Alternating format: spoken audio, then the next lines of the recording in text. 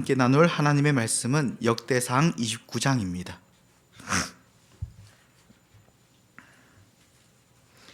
구약 성경 655면에 있는 역대상 29장 26절에서 30절 말씀입니다. 역대상 29장 26절부터 30절의 말씀을 한 절씩 교독하시겠습니다. 이새의 아들 다윗이 온 이스라엘의 왕이 되며 이스라엘을 다스린 기간은 40년이라 헤브론에서 7년간 다스렸고 예루살렘에서 33년을 다스렸더라. 그가 나이 많아 늙도록 부하고 존귀를 누리다가 죽음에 그의 아들 솔로몬이 대신하여 왕이 되니라.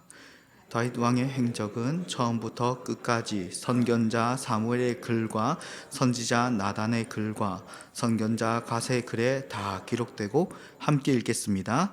또 그의 왕된 일과 그의 권세와 그와 이스라엘 온 세상 모든 나라의 지난 날의 역사가 다 기록되어 있느니라. 아멘.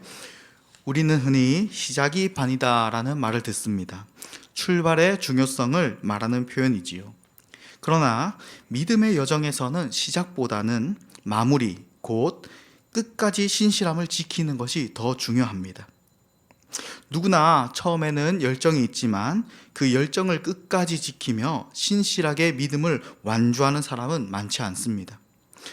오늘 본문은 이스라엘의 위대한 왕 다윗의 마지막 장면을 우리에게 보여줍니다. 본문 26절은 이렇게 시작합니다. 이새의 아들 다윗이 온 이스라엘의 왕이 되어. 다윗은 목동에서 시작하여 이스라엘의 왕이 되었습니다. 대략 15살 때쯤에 이 선지자 사무엘에게 이 기름 부음을 받았습니다. 그러나 기름 부음을 받은 이후 그의 삶은 정말 고난의 연속이었습니다. 이스라엘 내에서는 사울에게 쫓기고 또 이스라엘 밖에서는 블레셋과의 전쟁 속에 이 목숨을 위협을 받으며 엔게디와 아둘람 동굴에서 망명하며 다윗은 어느 곳에서도 맘 편히 쉴 곳이 없었습니다. 뿐만 아니라 다윗은 왕이 된 이후에도 역시나 그의 삶은 편하지 않았습니다. 27절에 보시면 27절은 그가 왕이 된 이후에 그의 통치 기간을 말해주는데요. 이스라엘을 다스린 기간은 40년이라 헤브론에서 7년간 예루살렘에서 33년을 다스렸더라. 아멘. 다윗은 한 나라의 왕으로 40년, 그것도 격변의 시대를 지내며 다스렸습니다. 한 나라의 왕으로 오랜 기간 재위하는 것은 한편으로는 복이기도 하지만 또 한편으로 생각해 보면 이스라엘 내에서 일어난 수많은 위기를 그 오랜 기간 동안 온몸으로 겪으며 그 모든 상황을 오랜 세월 동안 책임져야 했던 무거운 자리에 있었던 것입니다. 국가 간의 전쟁, 내부의 반란, 아들의 반역, 지도자의 도덕적 실패와 회개까지 다윗의 인생은 결코 평탄한 삶이 아니었습니다. 왕의 자리는 그 영광만큼이나 고통이 뒤따랐습니다.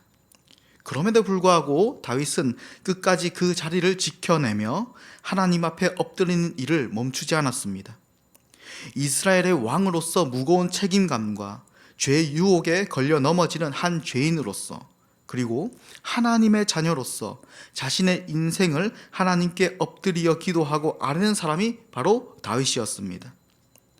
이렇게 그의 인생은 좌충우돌 그 자체였지만 하나님은 그의 인생의 결말을 이렇게 평가하십니다. 28절입니다. 그가 나이 많아 늙도록 부하고 존귀를 누리다가 죽음에 그의 아들 솔로몬이 대신하여 왕이 되니라. 아멘. 여기서 주목할 표현은 부하고 존귀를 누리다가입니다.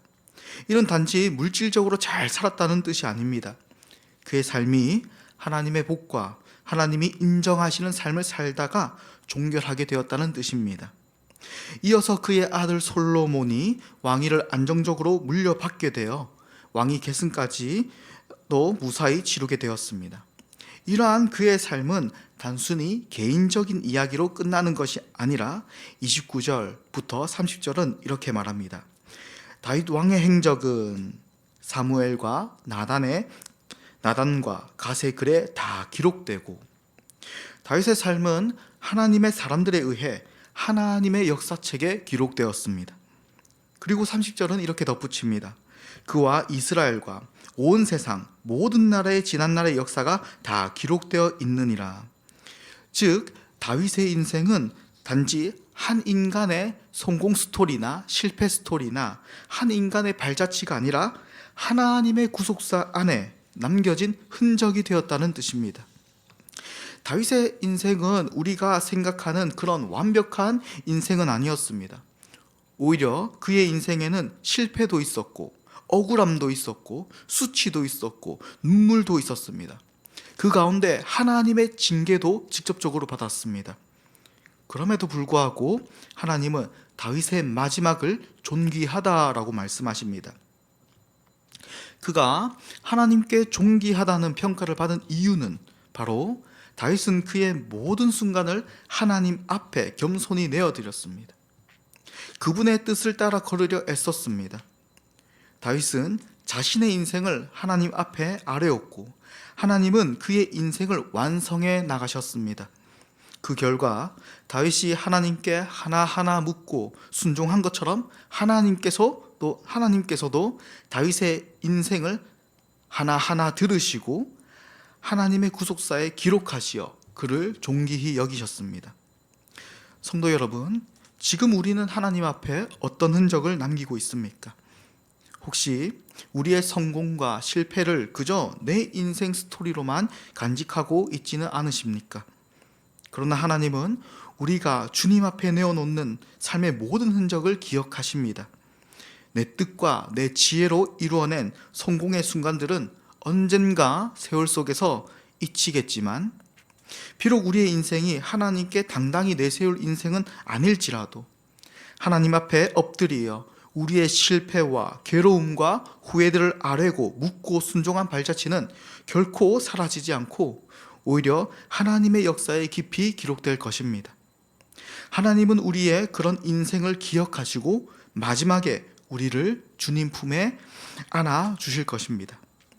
오늘 이 새벽에 기도하실 때에 주님, 다윗처럼 나도 인생의 모든 순간을 주님 앞에 엎드리게 하여 주시옵소서. 작은 결정에도 주님을 찾게 하시고 기다릴 줄 아는 믿음을 내게 주시옵소서라고 기도하시고 또한 주님, 나의 삶이 하나님의 구속사 안에 기록되길 원합니다. 이 시간 드리는 나의 기도, 나의 눈물, 어렵지만 하나님의 뜻에 순종하여 가는 이 길을 기억하셔서 나의 자녀 세대에까지 이 믿음의 유산이 흘러가게 하여 주시옵소서라고 기도하시는 이 새벽 시간이 되길 진정으로 소망합니다. 기도하겠습니다. 놀라우신 하나님 아버지, 하나님께서는 단 한순간의 신실함도 잃지 않으시는 분이신 줄 우리가 믿습니다. 오늘 이 새벽에 드리는 우리의 기도 한마디조차 하나님은 잊지 않으실 줄 믿습니다. 우리의 작은 탄식도 말없이 흘리는 눈물 한 방울도 주님은 외면하지 않으시고 오히려 주의 책에 기록하시며 응답의 때를 준비하고 계신 줄을 우리가 믿습니다. 주님, 다윗이 그 인생의 수많은 고비마다 주 앞에 엎드려 묻고 순종했듯이 우리도 오늘 이 새벽에 삶의 모든 걸음을 주님께 맡겨드립니다. 우리의 실패를 하나님께 기도함으로 아뢰므로 하나님께 소망을 둡니다. 주님의 뜻을 따르길 원합니다. 하루의 첫 시간을 주님께 드리오니 이 날도 주와 동행하게 하시고 주님의 손에 붙들린 하루가 되게 하여 주시옵소서. 언제나 우리와 함께 하시고 인도하시는 예수 그리스도의 이름으로 기도합니다. 아멘.